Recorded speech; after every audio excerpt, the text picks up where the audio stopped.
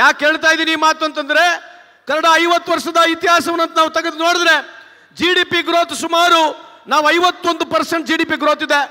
ಯಾಕೆ ಇದನ್ನ ಒತ್ತು ಹೇಳ್ತಾ ಇದೀವಿ ಅಂತಂದ್ರೆ, ಈ GDP ಗ್ರೋತ್ ಬರಬೇಕಾಗಿದ್ರೆ ನಮ್ಮ ಸರ್ಕಾರ ಮಾಡಿರ್ತಕ್ಕಂಥ ಕಾರ್ಯಕ್ರಮಗಳು 2013-18 ನಮ್ದ ಟ್ಯಾಕ್ಸ್ ರೆವೆನ್ಯೂ ಜನರೇಟಿಂಗ್ ಆಗ್ತಕ್ಕಂಥ ಟ್ಯಾಕ್ಸ್ ನಲ್ಲಿ ನಾವು ಜಾಸ್ತಿ ಇದೀವಿ, ಟ್ಯಾಕ್ಸ್ ರೆವೆನ್ಯೂ ಕಲೆಕ್ಷನ್ ಅಲ್ಲಿ ಕೂಡ ನಾವು ಜಾಸ್ತಿ ಇದೀವಿ, ಸೋಷಿಯಲ್ ವೆಲ್ಫೇರ್ ಸ್ಕೀಮ್ ನಾವು ಸ್ಪೆಂಡಿಂಗ್ ನಲ್ಲಿ ಕೂಡ ಜಾಸ್ತಿ ಇದೀವಿ.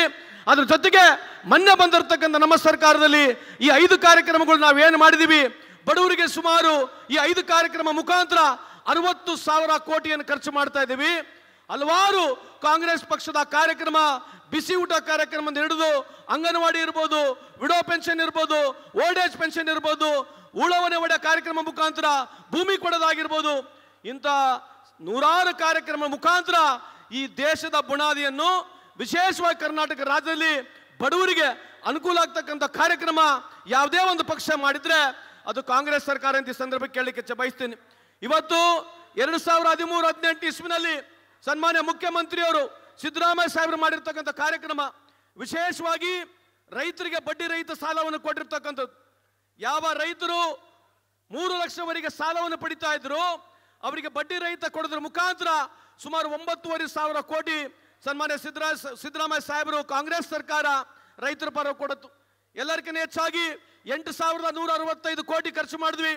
ರೈತರ ಸಾಲವನ್ನು ಮನ್ನಾ ಮಾಡಿದ್ವಿ, SC ಕಾರ್ಪೊರೇಷನ್ ಸಾಲ ಮನ್ನಾ ಮಾಡಿದ್ವಿ. ಯಾವ ಗ್ರಾಮ ಪಂಚಾಯತಿಯಲ್ಲಿ ಸುಮಾರು 3,700 ಕೋಟಿ ಬಿಲ್ ವೆಚ್ಚದಲ್ಲಿ ಇತ್ತು, ಯಾವ ಬಿಜೆಪಿ ಸರ್ಕಾರ ಅದನ್ನು ದುಡ್ಡು ಕೊಟ್ಟಿರಲಿಲ್ಲ, ಸನ್ಮಾನ್ಯ ಮುಖ್ಯಮಂತ್ರಿಯವರು ಬಂದು ದುಡ್ಡು ಕೊಟ್ಟರು. ಯಾವ ಆಶ್ರಯ ಯೋಜನೆಯಲ್ಲಿ ಸುಮಾರು 2,633 ಕೋಟಿ ಸಾಲ ಇತ್ತು, ಅದು ಬಂದು ಸನ್ಮಾನ್ಯ ಮುಖ್ಯಮಂತ್ರಿಯವರು ಕೊಟ್ಟು ಒಟ್ಟಾರು 2013-18 ಇಸ್ವಿವರೆಗೆ 18,000ಕ್ಕೂ ಹೆಚ್ಚು ಕೋಟಿ ಕೊಡೋದ್ರ ಮುಖಾಂತರ ಬಡವರಿಗೆ ಅನುಕೂಲ ಆಗ್ತಕ್ಕಂಥ ಕಾರ್ಯಕ್ರಮ ಮಾಡೋದ್ರ ಜೊತೆಗೆ SC ಕಾರ್ಯಕ್ರಮದಲ್ಲಿ ಸುಮಾರು 80,000 ಕೋಟಿ ಖರ್ಚು ಮಾಡಿರ್ತಕ್ಕಂಥ ಸರ್ಕಾರ ಯಾವುದೇ ಒಂದು ಮುಖ್ಯಮಂತ್ರಿ ಇದ್ರೆ ಅದು ಕಾಂಗ್ರೆಸ್ ಸರ್ಕಾರ, ಸನ್ಮಾನ್ಯ ಸಿದ್ದರಾಮಯ್ಯ ಸರ್ಕಾರ ಅಂತ ಈ ಸಂದರ್ಭಕ್ಕೆ ಕೇಳಲಿಕ್ಕೆ ಬಯಸ್ತೇನೆ. ನಿಮಗೆ ಕೇಂದ್ರದಲ್ಲಿ ನಾವಿದ್ದ ಸಂದರ್ಭದಲ್ಲಿ ಸುಮಾರು 72,000 ಕೋಟಿ ರೈತರ ಸಾಲ ಮನ್ನಾ ಮಾಡಿತು.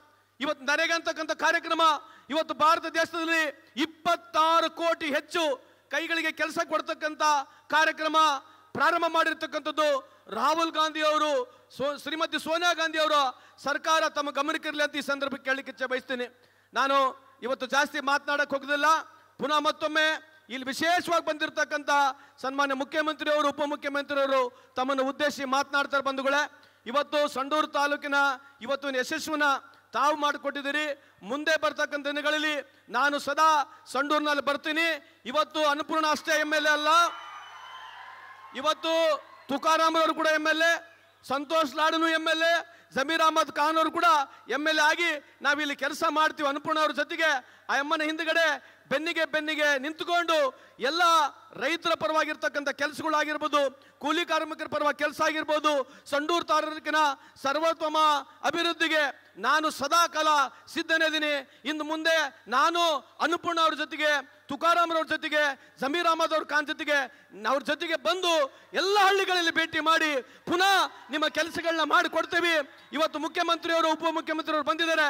ದಯಮಾಡಿ ಹೆಚ್ಚಿನ ಒತ್ತು ಸಂಡೂರು ತಾಲೂಕಿಗೆ ತಾವು ಮಾಡಿಕೊಡ್ಬೇಕಂತ ಈ ಸಂದರ್ಭದಲ್ಲಿ ಹೇಳಿ ಪುನಃ ಮತ್ತೊಮ್ಮೆ ಕಾಂಗ್ರೆಸ್ ಪಕ್ಷವನ್ನು ಗೆಲ್ಲಿಸೋದಕ್ಕೆ ನನ್ನ ಹೃದಯಪೂರ್ವದಿಂದ ನಿಮಗೆ ಕೋಟಿ ಕೋಟಿ ಪ್ರಣಾಮಗಳು ಹೇಳಿ 2 ಮಾತನ್ನು ಮುಗಿಸ್ತೀನಿ.